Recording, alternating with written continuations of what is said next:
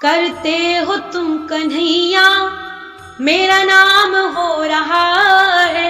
जो लोग भक्ति से जुड़ना नहीं चाहते हैं उन लोगों को मैं भक्ति से जोड़ना चाहती हूँ। मैंने भक्ति में अपना रुझान बढ़ाया और सबसे प्रथम मैंने नानीबाई का मायरा अमरावती महाराष्ट्र में किया। और भागवत एक ज्ञान यज्ञ है, यहाँ से लोग जो भगवान से विमुख हो जाते हैं ना उनको भी जीने की राह भागवत भगवान दिखाते हैं। ऐसा हमारा आत्मविश्वास है और यही हमारे समाज के नाम संदेश है। आदरणीय अमरीश जी को हम पुनः धन्यवाद करना चाहते हैं।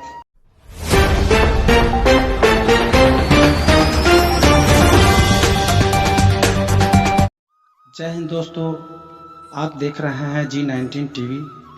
मैं अमरीश कुमार सिंह।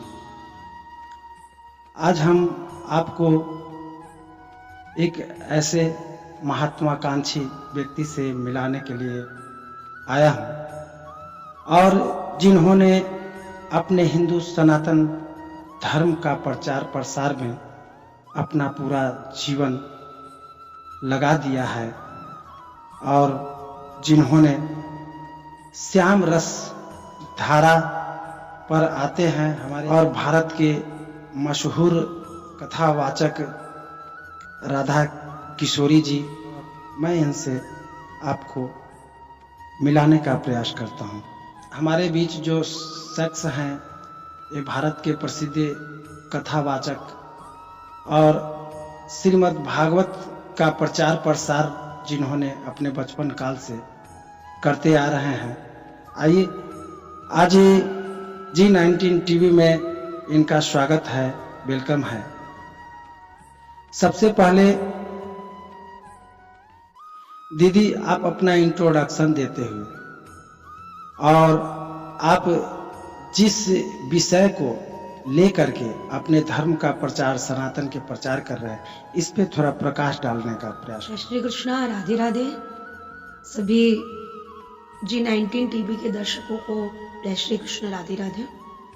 मैं राधा, मैं वृंदावन से हूँ। कथा जब से मैंने प्रारंभ करी तो भक्त मुझे राधा किशोरी जी के नाम से जानते हैं और अभी मेरी एज 18 कंप्लीट हुई है, 19 रनिंग है और मैं अभी BA मेरा इस साल कंप्लीट होने वाला है।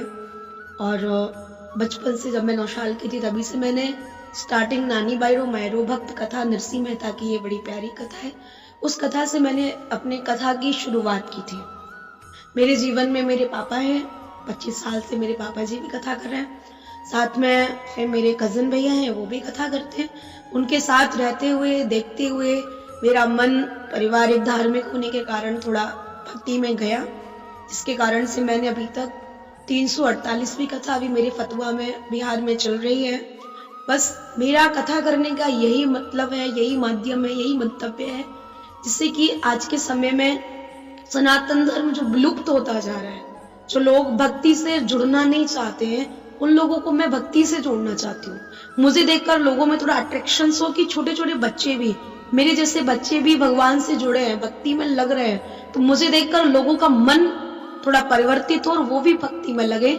सनातन धर्म का मैं भी प्रचार करूं, मेरे साथ में सभी मेरे उम्र के भाई बहन भक्ति में लगे और वो भी प्रचार करें। दूसरा मेरा मंतव्य है कथा करने का। जैसे कि आज के समय में कहते हैं बेटियां लोग नहीं पसंद करते हैं, बेटियां मारी जाती हैं, लोग नहीं चाहते कि हमारे घर में बेटियां जन्म लें, क्योंकि मैं भी किसी ना किसी की बेटी हूं और मैं भी बेटी होकर जो लोग आज बेटियों से घबराते हैं उनका मन डाइवर्ट हो और वो बेटियों से प्रेम करें, बेटी बढ़ाने का प्रयास करें, क्योंकि कहते हैं घर में बेटी नहीं होगी लक्ष्मी नहीं आएगी। इसलिए बेटी आए, हमारे घर में लक्ष्मी आए, लक्ष्मी के साथ साथ भगवान नारायण की कृपा भी हमारे ऊपर हो। बेटी बढ़ेगी देश बढ़ेगा, बेटी बचेगी देश बचेगा। तीसरा मेरा मंतव्य ये है, जो आज के समय में युवा बच्चे, युवा भाई बहनें अपने रास्ते से विमुख हो जाते हैं। आप लोग न्यूज के माध्यम से, टेलीविजन के माध्यम से देखते होंगे, कभी कुछ चर्चाएं हो रही हैं, कभी कुछ घटनाएं हो रही हैं। उन सब घटनाओं को देखते हुए मेरा मन करता है, मेरा भाव है, जो लोग, जो बच्चियां अपने रास्ते से पृथक होती जा रही हैं, हटती जा रही हैं, अपने माता पिता का नाम डुबा रही हैं, या बच्चे जाने बड़े होकर अपने चारित्रिक जीवन में जो बिगड़ते जा रहे हैं, जिनका चारित्रिक जीवन नहीं रहा है, वो लोग बदले और अपने आप को पीछे देखकर सोचे कि पीछे जो हम ये कार्य करके आए हैं आगे जाकर वो हमारे लिए क्या नतीजा रखेंगे, क्या परिणाम रखेंगे। उन लोगों की सोच को, उनके मन को डाइवर्ट करने का मेरा यही भाव है कि वो भी मुझे देखकर कुछ अपने जीवन में राह पाए कि ऐसा भी होता है। जो लोग, बच्चे लोग आजकल सबका मटेरियल चलता है, लोग आजकल अपने माता पिता का नाम डुबा रहे, चाहे बच्चियां हो चाहे लड़के हो। आजकल लोगों में बड़ा फैक्ट चला है कि हम ऐसा करें वैसा करें। आजकल लोगों को भगवान की भक्ति से जुड़ना पसंद नहीं, लोगों को गाने सुनना पसंद है, म्यूजिक सुनना पसंद है। मैं चाहती हूँ कि वो लोग भी मेरी कथा में आकर मुझे देखकर उनका मन डाइवर्ट हो और वो भी भक्ति में लगे, अपने माता पिता का मेरी तरह नाम ऊंचा करें और कहीं ना कहीं वो भी किसी रूप से जाने जाए। इस चीज की प्रेरणा आपको कहाँ से और कैसे? इस चीज की प्रेरणा मेरे पिताजी बैठे हैं, मेरे पिताजी के द्वारा मुझे मिली है। जब मैं बहुत छोटी थी तो मैं अपने पापा के साथ, मेरे पापा कथा करते हैं तो मैं साथ में पापा के जाती भी थी। तो वहां से जाके लोगों ने थोड़ा प्रेरित भी किया, तो मुझे भजन गाने का भी अवसर मिलता था। तो धीरे धीरे जब मैं 9 साल की हुई, भक्तों के आग्रह से, मेरे पापा के आशीर्वाद से एवं ठाकुर जी की कृपा से मैंने भक्ति में अपना रुझान बढ़ाया। और सबसे प्रथम मैंने नानी बाई का मायरा अमरावती महाराष्ट्र में किया। जब मैं मात्र 9 साल की थी तभी से मैंने नानी बाई का मायरा नरसिंह जी की पावन कथा भक्त चरित्र का शुभारंभ किया। तब से लेके अभी तक मेरी कथाएं 348 ये कथा चल रही है। और मैंने अपने जीवन में बस एक ही उद्देश्य अपनाया है, किसी की सेवा मेरे माध्यम से हो।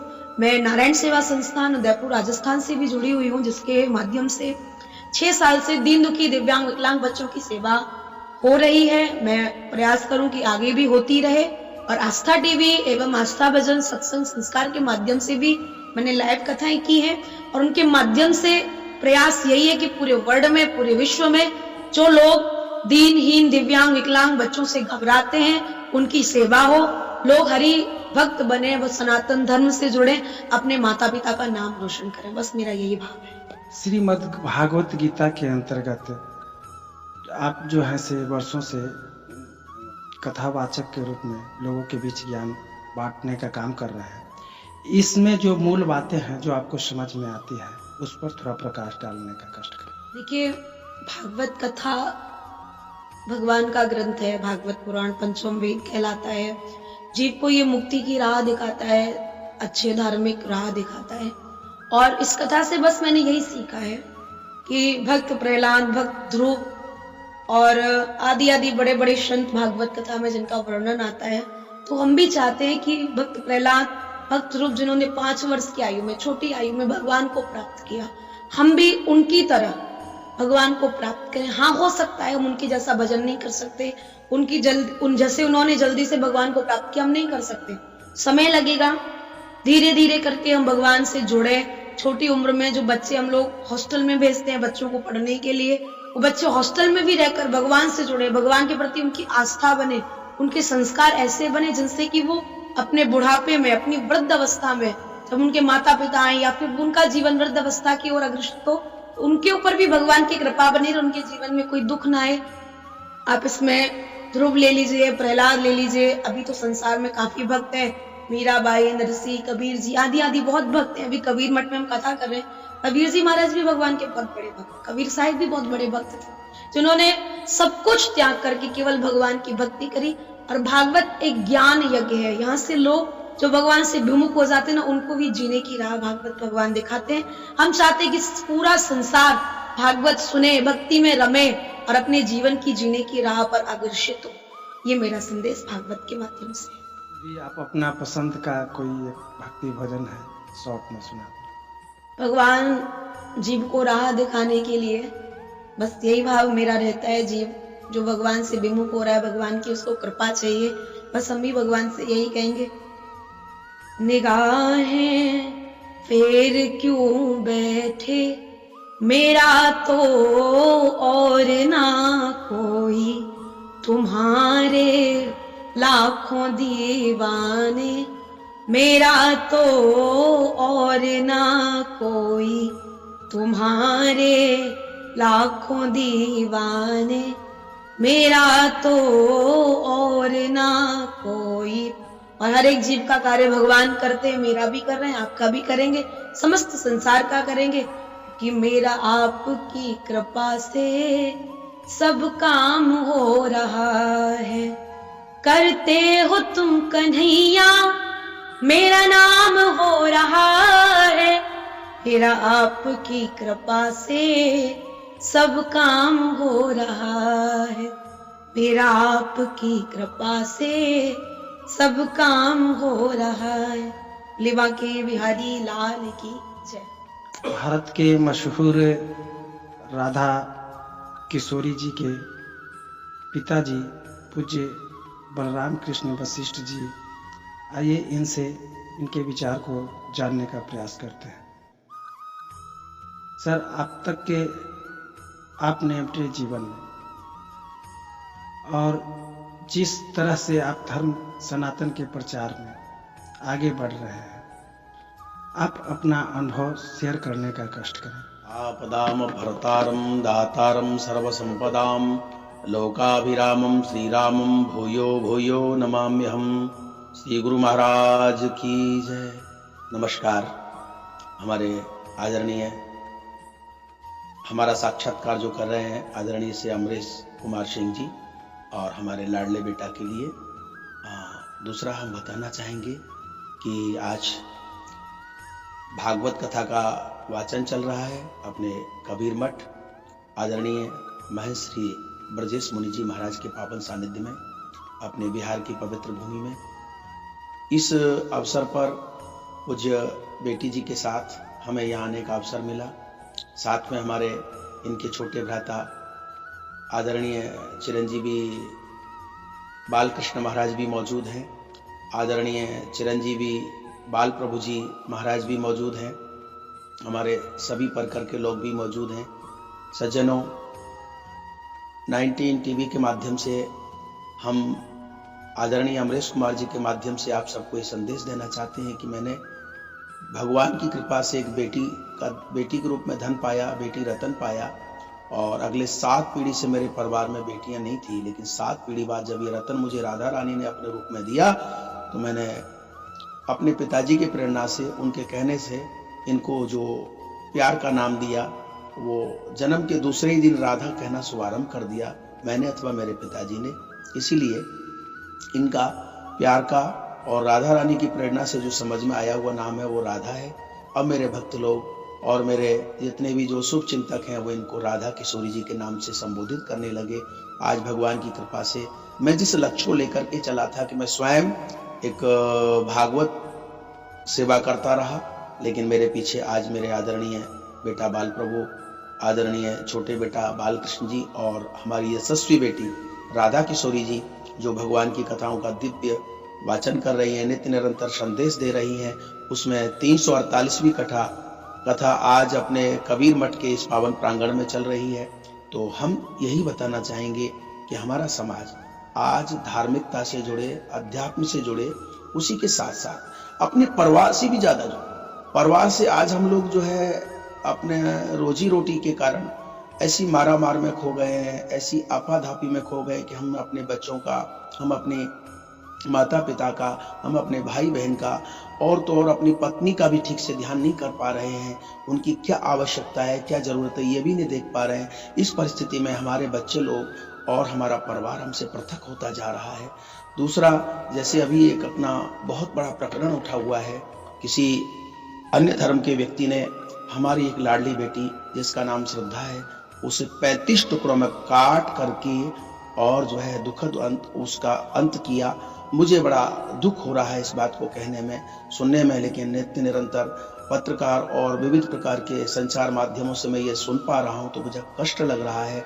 हम अपनी बेटियों को, अपने गार्जियन लोगों को, अपने भाई बंधुओं को, अपने समाज के सभी लोगों को ऐसा निवेदन करना चाहेंगे कि आप अपने बच्चों को छोटी आयु से ही अपना मित्रवत उनके साथ मीठा मधुर व्यवहार करें। उनके साथ ज्यादा जो है अपने आप को ये ना सोचे कि हम गार्जियन हैं, हम बच्चे को इतनी प्राथमिकता क्यों दें।